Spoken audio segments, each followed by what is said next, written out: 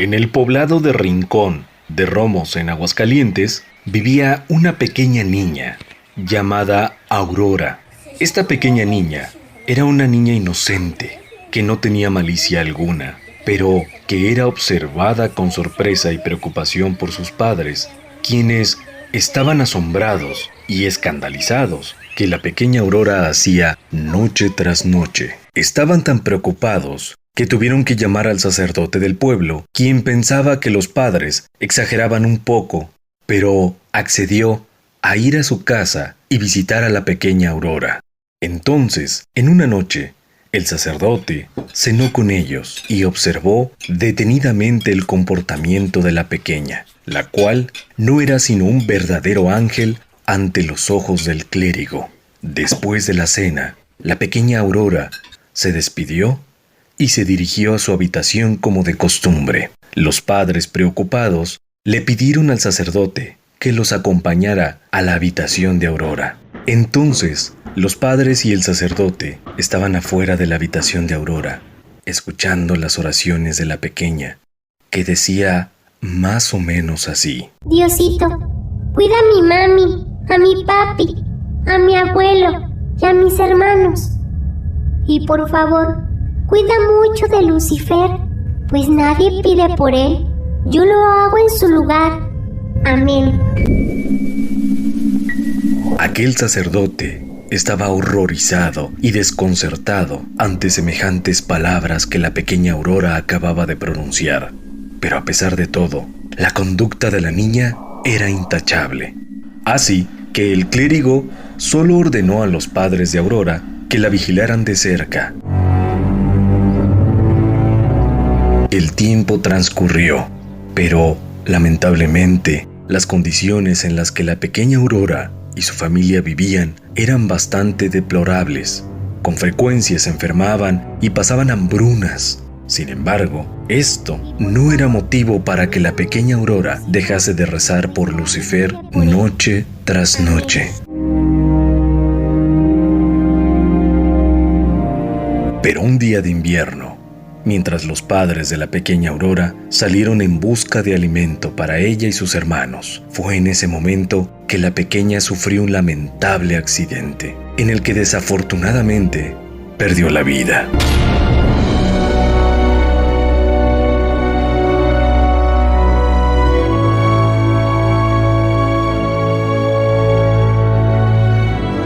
La familia de Aurora era tan pobre que no podían dar sepultura a su pequeña hija.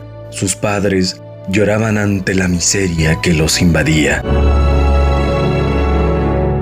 Cuando de la nada ocurrió algo inesperado.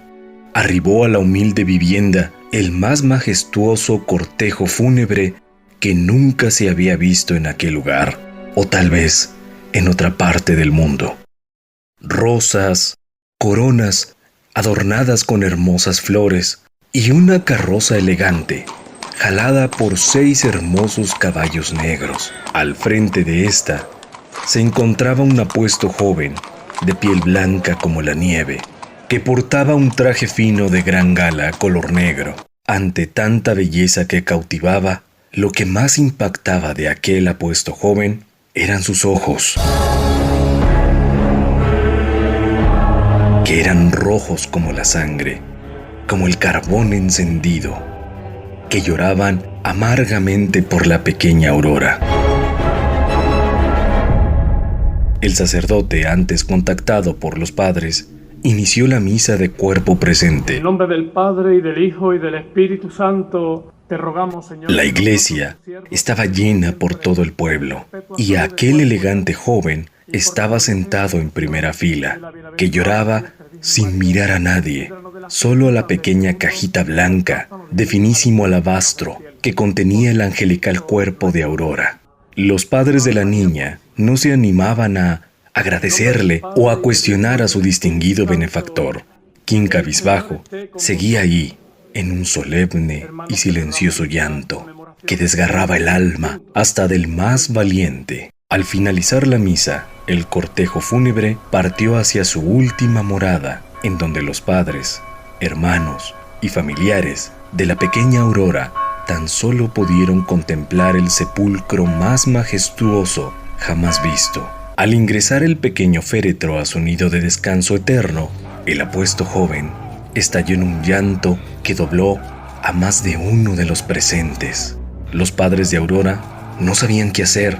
¿Cómo aquel apuesto joven, desconocido por ellos, podía haber amado y sentido tanto la muerte de su pequeña Aurora? Y como si aquel apuesto joven hubiese leído sus mentes, volvió su fiera pero enternecedora mirada y con pena y dulzura infinita les dijo: por miles de años, el mundo ha buscado la manera de tacharme de lo peor, desde tentador, ladrón, traidor, enemigo, hasta lo más ofensivo y blasfemo que se pueda escuchar.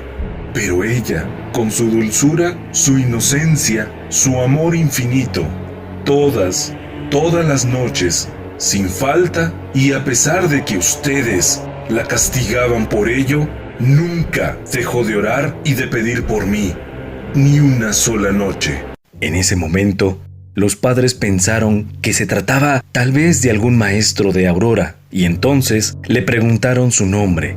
El joven solo se alejó y le dio la vuelta diciéndole al padre de Aurora: yo tengo muchos nombres, pero debes recordar el final de las oraciones de tu propia hija, y bendice a Lucifer, porque nadie pide por él. Así es que yo pido por él y por todos. Dicho esto, aquel apuesto joven desapareció de aquel cementerio.